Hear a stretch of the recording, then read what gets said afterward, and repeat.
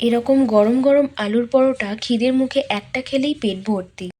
আলু আর চিজের স্টাফিংয়ে ভরা এরকম মশলাদার নরম তুলতুলে আলুর পরোটা খেতে হলে প্রথমে আলু সেদ্ধ করে নিতে হবে। এরপর ওই গরম আলুগুলোকে স্ম্যাশড করে নিয়ে ওর মধ্যে নুন ছড়িয়ে দাও।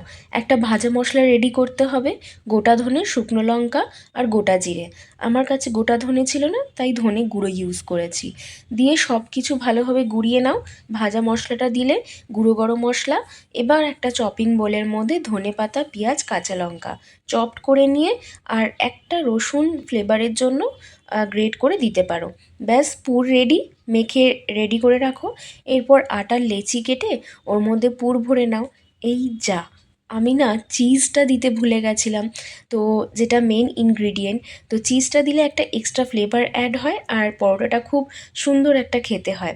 তো ভালোভাবে চিজ অ্যাড করে নেবে পুরের মধ্যে।